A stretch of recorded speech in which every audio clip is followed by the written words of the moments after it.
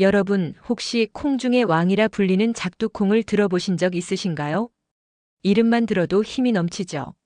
실제로 이 콩은 예전부터 집안 건강을 챙기던 차 재료로 많이 쓰였습니다. 많은 분들이 차를 고를 때 좋다더라는 입소문만 믿고 선택하는 경우가 있습니다. 하지만 차도 원료와 과정에 따라 큰 차이가 납니다.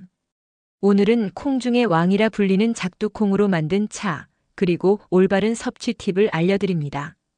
영상 끝까지 보시면 작두콩차가 어떻게 만들어지고 어떤 특징이 있으며 집에서 어떻게 즐길 수 있는지 아실 수 있습니다. 지금 구독과 알림 설정해 두시면 앞으로 다양한 생활 정보와 제품 이야기도 놓치지 않으실 겁니다. 작두콩에 대해서 먼저 알아보겠습니다. 작두콩은 콩과에 속하는 한 해살이 식물로 우리가 평소에 보던 일반적인 콩들과는 확연히 다른 특징을 가지고 있어요. 가장 눈에 띄는 특징은 바로 씨앗의 크기입니다.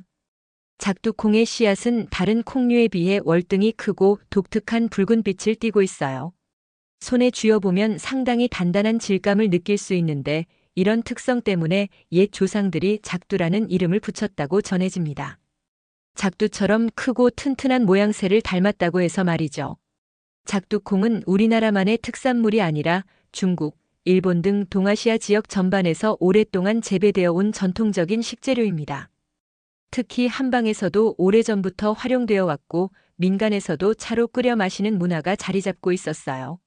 이렇게 오랜 역사를 가진 작두콩이 최근에는 건강차로 다시 주목받고 있습니다. 그렇다면 작두콩이 어떤 과정을 거쳐서 우리가 마시는 차가 되는지 살펴보겠습니다.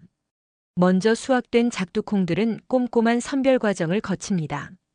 크기가 너무 작거나 상태가 좋지 않은 것들은 걸러내고 크고 건실한 작두콩만을 골라내는 거죠. 이 과정이 정말 중요한데 품질 좋은 원료를 선별해야만 맛있고 영양가 있는 차를 만들 수 있거든요. 선별이 끝나면 깨끗하게 세척을 합니다. 수확 과정에서 묻을 수 있는 이물질들을 완전히 제거하는 단계예요. 세척이 완료되면 이제 본격적인 건조 과정에 들어갑니다. 작두콩 안에 있는 수분을 충분히 제거해야 나중에 볶았을 때 고소한 맛이 제대로 살아나거든요. 건조가 끝나면 가장 중요한 단계인 볶기 과정입니다. 고온에서 작두콩을 볶아주면 특유의 구수하고 고소한 향이 나기 시작해요.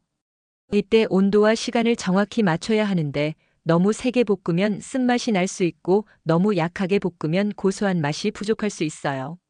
마지막으로 볶아진 작두콩을 적당한 크기로 분쇄한 후 티백에 소분해서 포장합니다. 이렇게 티백으로 만들어야 위생적이고 무엇보다 집에서 간편하게 우려서 마실 수 있거든요. 작두콩차의 맛을 한마디로 표현하면 고소하고 구수하다입니다. 볶은 곡물류가 주는 그 특유의 구수함이 있으면서도 다른 차들처럼 잡내나 거부감 없이 정말 깔끔하게 마실 수 있어요. 처음 마셔보는 분들도 부담 없이 즐길 수 있는 편안한 맛이라고 할 수 있습니다. 음용 방법은 정말 다양합니다. 먼저 가장 기본적인 방법은 따뜻하게 우려서 마시는 거예요. 컵에 티백 하나를 넣고 뜨거운 물을 부어준 다음 3분에서 5분 정도 우려내면 됩니다. 너무 오래 우리면 진해질 수 있으니까 처음에는 3분 정도 우려보시고 본인 취향에 맞춰서 시간을 조절해 보세요. 여름에는 시원하게 마실 수도 있어요. 냉침 방식이라고 하는데 찬물에 티백을 넣고 1시간에서 2시간 정도 두면 시원하고 깔끔한 작두콩차를 즐길 수 있습니다. 냉장고에 넣어두면 더 시원하게 드실 수 있고요. 활용법도 정말 다양합니다. 밥을 지을 때 티백 하나를 넣어주면 밥에 은은한 고소한 향이 배어서 더 맛있게 드실 수 있어요. 또 보리차처럼 큰 용기에 우려서 냉장고에 보관해두고 수시로 마시는 것도 좋은 방법입니다. 물 대신 마시는 거죠. 카페인이 없어서 언제 마셔도 부담이 없고 온 가족이 함께 즐길 수 있어요. 마지막으로 작두콩차를 드실 때 알아두시면 좋을 주의사항들을 말씀드리겠습니다. 먼저 특정 원료에 알레르기가 있으신 분들은 반드시 성분을 확인해 보시기 바랍니다. 작두콩 자체나 제조 과정에서 들어가는 다른 성분들의 알레르기 반응을 보일 수 있거든요. 처음 드시는 분들은 소량부터 시작해서 몸의 반응을 살펴보시는 것이 좋습니다. 임산부나 수유부 그리고 경우에는 음용 전에 전문가와 상담받으시기를 권합니다.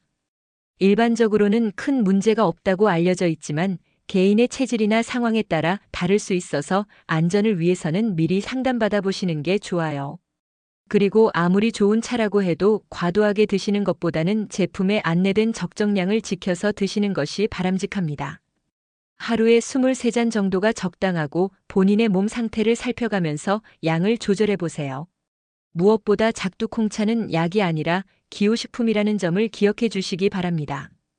건강한 생활 습관과 함께 즐기시는 차 한 잔의 여유로 생각하시면 됩니다. 오늘은 이렇게 건강식품 작두콩차를 소개해 드렸습니다. 구수한 맛, 간편한 티백 형태, 그리고 집에서 누구나 손쉽게 즐길 수 있다는 점이 가장 큰 매력입니다.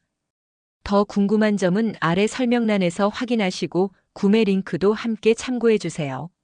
구독과 좋아요, 알림 설정까지 부탁드립니다. 그리고 마지막으로 꼭 기억해 주세요. 본 영상은 작두콩에 대한 소개 영상이며 의학적 조언이 아닙니다. 시청해 주셔서 감사합니다.